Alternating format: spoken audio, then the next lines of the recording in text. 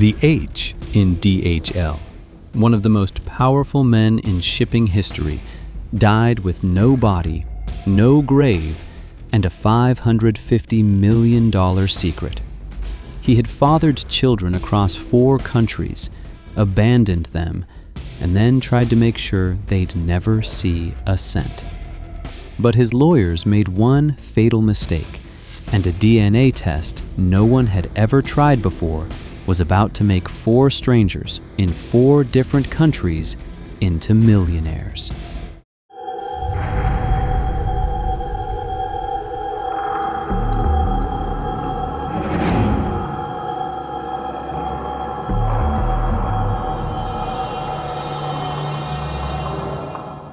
To understand what happened to that fortune, you need to understand the man who built it and what he was really like behind closed doors. He was a boy from rural California who, with 2 partners and a couple of student loans, built a global empire.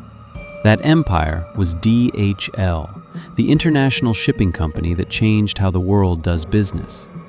By the time he was 30, he was already a multi-millionaire. But as his fortune ballooned, so did his eccentricities and his need for isolation. In the 1980s, Hillblom did something most titans of industry don't. He vanished. Not literally, not yet anyway. He retreated from public life, sold his company stakes, and moved to the remote island of Saipan, a U.S. territory in the Pacific Ocean. There, he built a new, reclusive life for himself, far from the boardrooms he once commanded. He was an avid pilot who collected vintage planes, a hobby that gave him the freedom to hop between the vast, isolated islands of the Pacific. This self-imposed exile was a gilded cage of his own design, packed with a mansion, boats, and a portfolio of businesses across Micronesia and Southeast Asia. He was powerful, eccentric, and intensely private.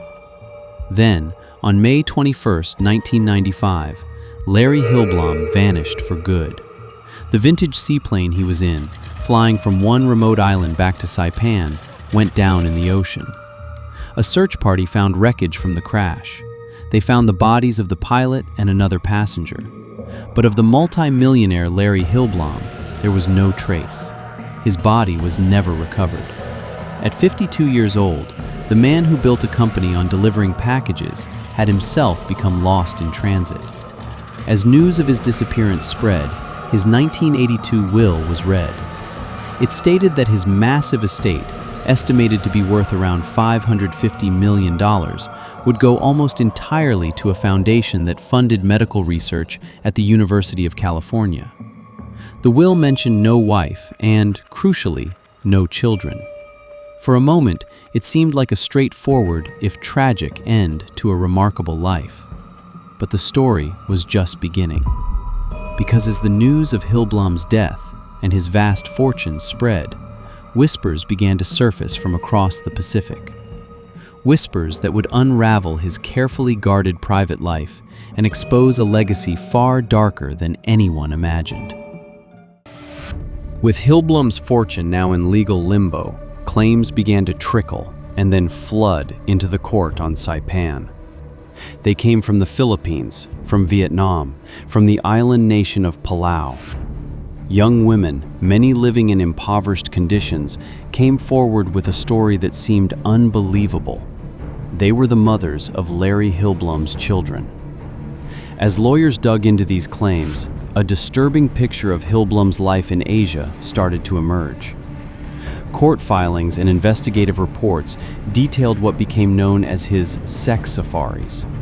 It was alleged that the reclusive tycoon used his immense wealth and private planes to travel across Southeast Asia, obsessively pursuing very young women, some of whom were reportedly underage.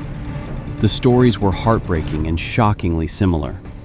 One mother from Palau described meeting Hillblom when she was just a teenager. Another from the Philippines claimed she was only 14 when she was brought to his apartment.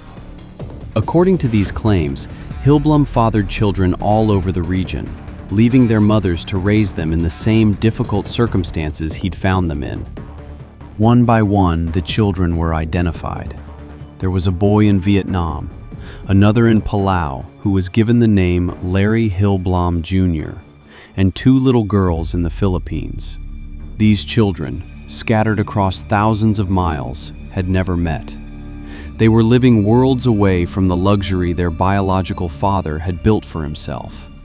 While Hillblom's estate was being valued in the hundreds of millions, his supposed children were growing up without a father, and in some cases, without basic necessities. The contrast was staggering. Here was a man who built a global logistics empire, a company defined by making connections. Yet he had allegedly left behind a secret, disconnected family. He had left his fortune to charity, but, according to these women, had ignored the very children he brought into the world. Unsurprisingly, the estate's lawyers and the university foundation that was set to inherit the fortune denied the claims. They were just stories, they argued, and the mothers and children faced a monumental, seemingly impossible legal hurdle. How could they possibly prove it?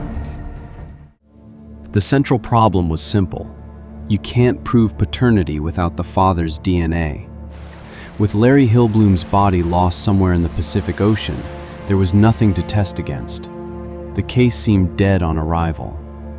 Then, things got even more suspicious.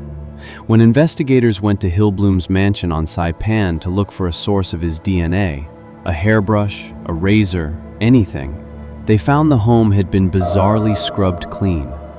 There were reports that sinks had been scoured with acid. Later testimony even alleged that Hillblom's personal items had been buried in the backyard, making them useless for DNA testing. It looked like someone had gone to extraordinary lengths to erase every last genetic trace of the man from his own home. One lawyer for the children later said, "It was about DNA, all about DNA, to get rid of the DNA." With no body and no personal effects, the legal team for the children was stuck. The hundreds of millions of dollars seemed destined to go to the university foundation, just as Hillblom's will had directed. The children, it seemed, would be forgotten all over again. But their lawyers devised a brilliant legal strategy. It was a total long shot, but one that would end up making legal history in the world of probate law. They posed a groundbreaking question. If they couldn't test the children against their father, what if they tested the children against each other? The logic was simple. These children were from different mothers, in different countries, and had zero connection to one another. If DNA testing proved they were half-siblings, there could be only one logical conclusion. They had to have the same father. It was a novel approach for an inheritance dispute, using sibling DNA as indirect proof of paternity. The court agreed to the strategy. Samples were taken from the 4 children and sent to a lab. The fate of a massive fortune now rested on what this genetic comparison would reveal. The results came back with stunning clarity. The test showed an extremely high probability, over 99%, that the children were indeed half-siblings. They all shared a common father. To strengthen the claim, a judge later ordered Hillblom's mother and brother to provide DNA samples. The subsequent tests confirmed what the sibling test had already suggested. These 4 children were almost certainly the biological offspring of Larry Hillblom. The impossible case had been cracked wide open. The legal wall the estate had built around the fortune had just crumbled. Confronted with undeniable scientific proof, the estate had no choice but to settle. In the final agreement, the 4 children were officially recognized as Larry Hillblom's heirs. Each child received a gross settlement of around $90 million. After taxes and hefty legal fees, that left them with a life-changing fortune of roughly $50 million apiece. 4 children, born into obscurity and difficult circumstances, were now multi-millionaires. They were strangers, united only by the sins of a father they never knew, but now bound together by an inheritance that would change their lives forever. The rest of the estate, over $200 million, went to the Hillblom Foundation as the will intended, which to this day funds medical research. The story of Larry Hillblom is a complicated legacy of genius and darkness, of global connection and deep personal disconnection. In the end, any attempt to erase his past failed. Justice, delivered by a combination of determined mothers, brilliant lawyers, and modern science, found a way. The sins of the father were not visited upon the children. Instead, in one of the most bizarre and landmark inheritance cases in modern history, his sins ended up creating 4 millionaire heirs. 4 children, 4 countries. One fatal mistake by a team of lawyers who thought DNA could be buried in a backyard. Did justice really win here? Or did money just change hands?